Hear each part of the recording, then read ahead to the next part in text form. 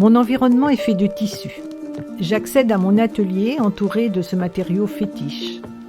Le tissu nous accompagne tout au long de notre vie et il garde tous nos secrets, comme disait Patrice Hugues dans son célèbre ouvrage « Le langage du tissu ».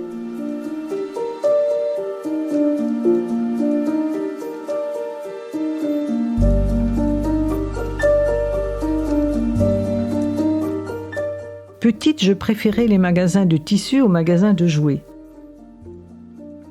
Ce n'est pas un hasard si l'objet transitionnel est presque toujours fait de tissu, de fourrure, de matière douce et chaude à caresser.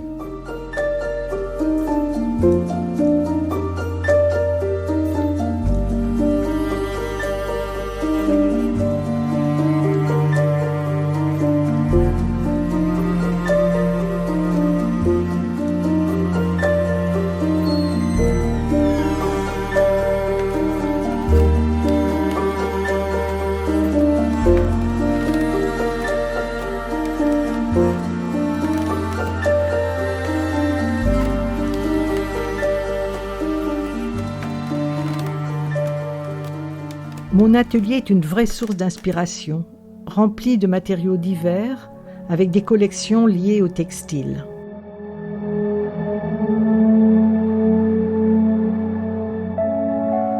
Une phrase de Braque qui dit « J'aime la règle qui corrige l'émotion, j'aime l'émotion qui corrige la règle » m'a tellement touchée que j'en ai fait ma maxime. Je pense que tout mon travail s'appuie sur ces deux aspects contradictoires et pourtant si complémentaires, force et puissance, légèreté et féminité.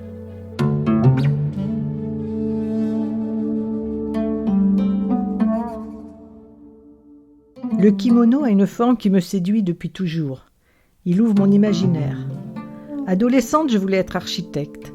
J'aimais les structures construites, solides et codées. Et j'étais en même temps tellement attirée par les tissus, par la soie particulièrement, la beauté et la poésie des motifs japonais, que le kimono s'est naturellement imposé à moi.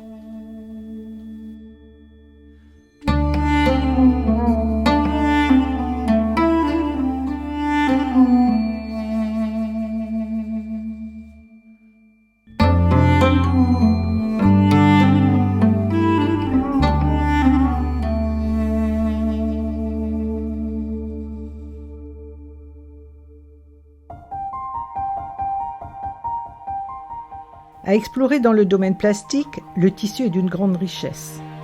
Malléable, il passe du plat au volume, se plie, se plisse, prend forme. C'est une question de rencontre et de dialogue.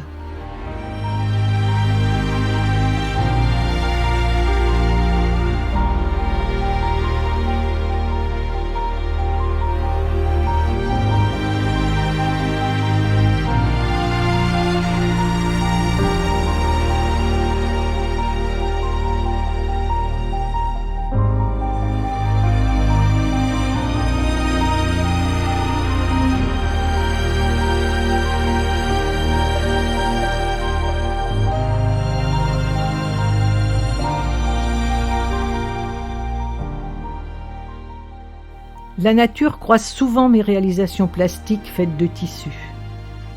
Dans ces grandes toiles, faites à partir d'un véritable kimono, cousu et peint, le fond et la forme se mélangent.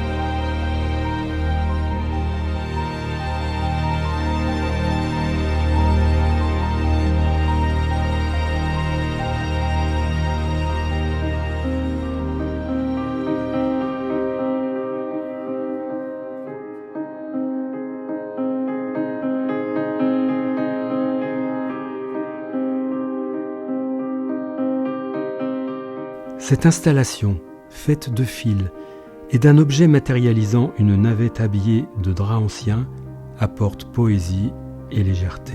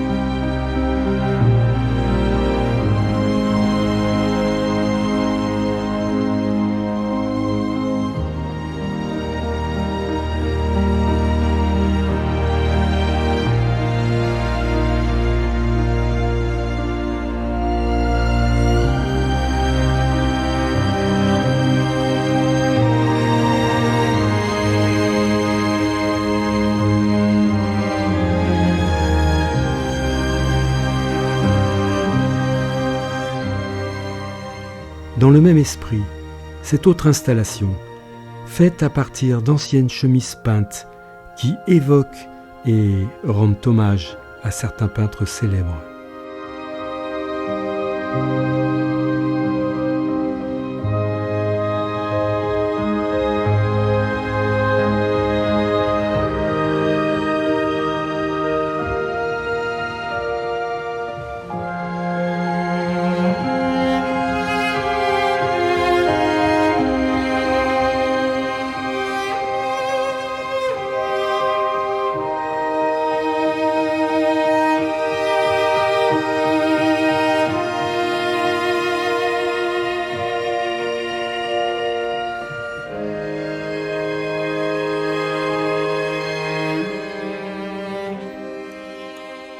Ce support fait d'un tissu japonais très ancien me parle et m'a donné envie de le faire renaître en lui appliquant des origamis de soie et des incrustations de formes arborescentes. Le tissu n'est pas un texte, c'est une texture. Mais dans tissu, il y a tissé, et dans textile, il y a texte. Ces mots sont forts de sens. Ils créent des liens, ils laissent des traces.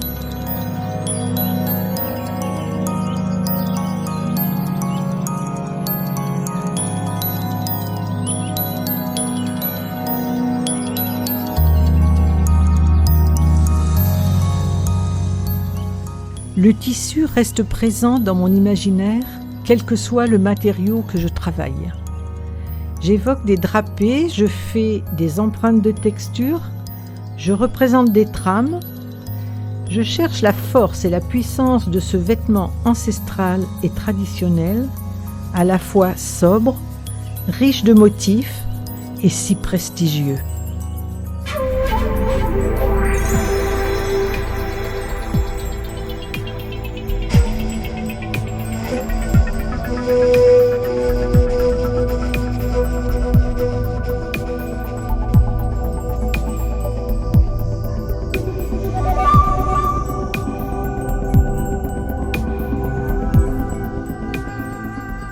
La douceur du tissu croise parfois la rigidité du métal et la complexité technique pour mieux suggérer les formes de dentelle de mes sculptures monumentales. L'eau, le feu, l'air et la terre ne font qu'un. J'aime quand ces quatre éléments se rejoignent.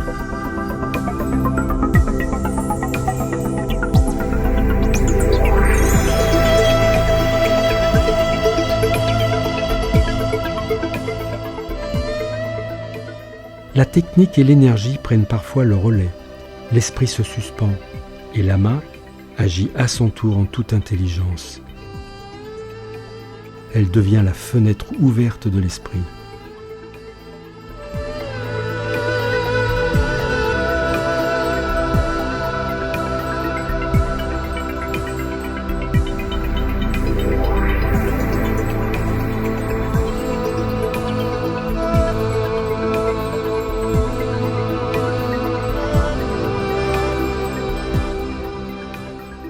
La forme du kimono est devenue pour moi comme un motif.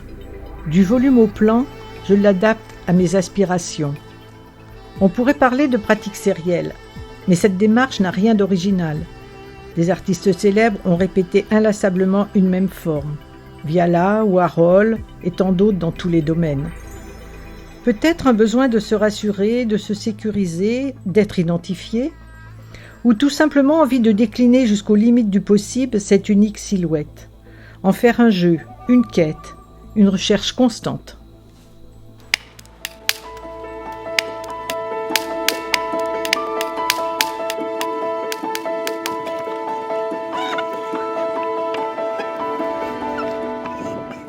Dans l'argile, toujours cette envie de matérialiser les textures et les dentelles.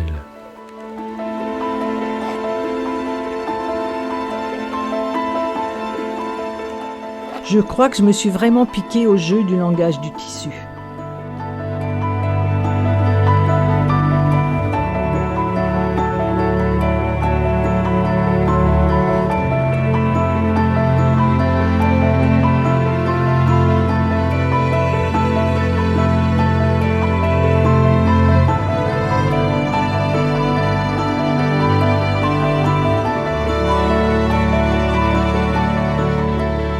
Dans ma pratique, j'allie toujours 3 aspects indissociables à mon sens.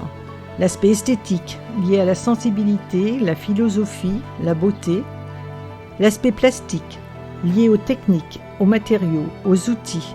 Et enfin l'aspect artistique, lié à l'histoire de l'art, aux références, conscientes ou non, qui nous habitent et nous nourrissent. Ces 3 aspects ne sont pas indépendants, mais sont imbriqués les uns dans les autres.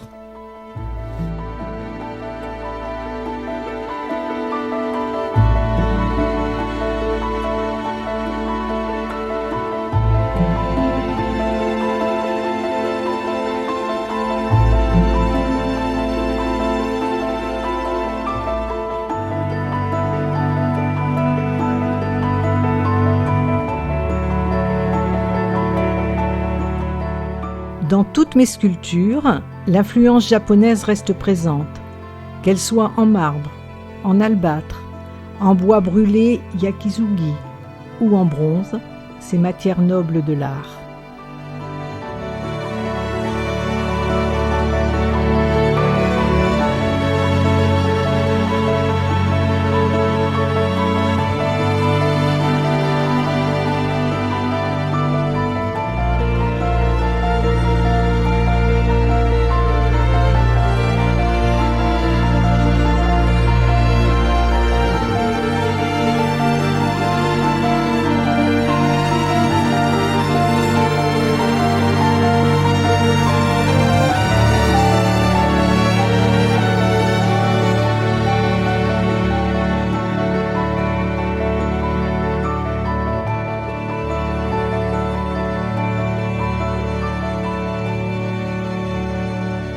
On est toujours les héritiers d'une histoire, d'une tradition.